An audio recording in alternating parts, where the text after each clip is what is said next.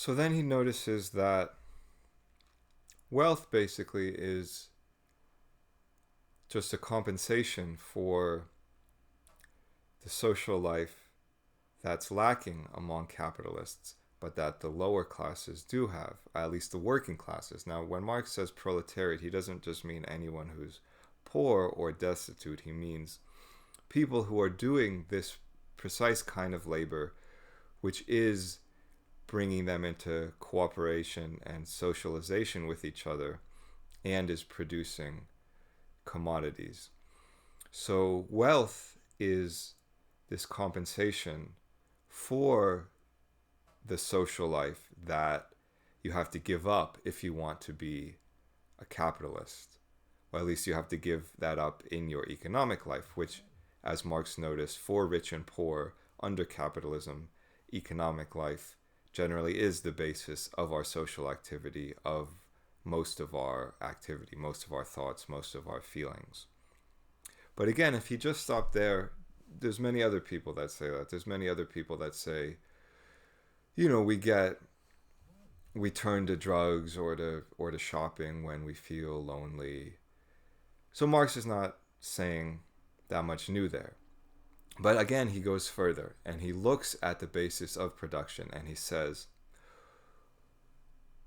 what is valuable in society, what is valuable on the market, is what commodity takes longer to produce.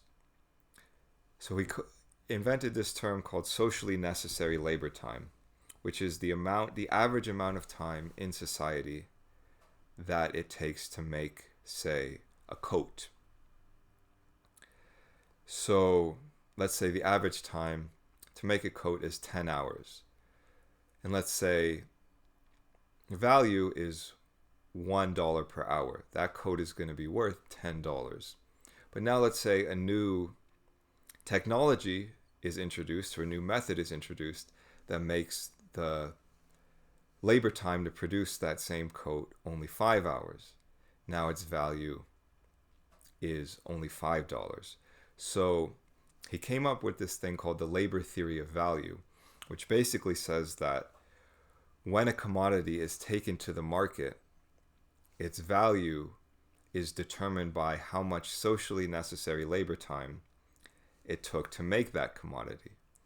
Now, of course, this can get very complicated because once you have all sorts of machines and different production methods and supply networks going into a commodity, there are many, many variables that go into determining the socially necessary labor time to produce a certain item.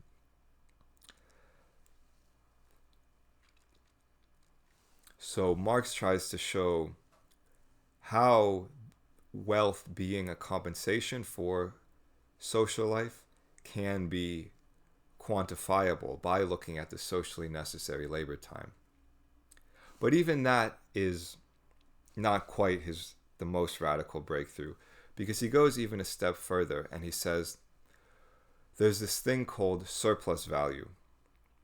So that in a system of social production where there's 50 people working in a factory to produce an item, half of that time, in half of the time that they're working, they make enough money to support themselves. And yet, by the contract of the job, by what's required of them, they're required to stay double the time that it would take to actually produce what is needed to support themselves. So Marx came up with this idea called surplus value.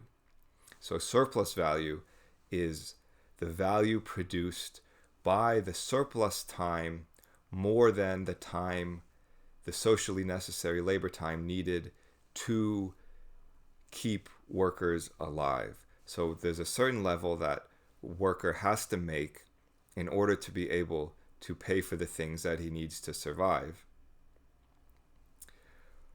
Any amount that he's forced to work over that time while still only being paid what he needs to survive, which is generally what the most that workers are paid.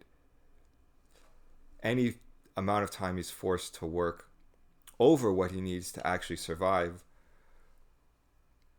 is surplus time. So when we look at a commodity, it's not just a representation of social life. It's more a representation of the surplus over what's necessary to survive. So it's a representation of this excess in social life more than what is actually necessary just to reproduce the human species.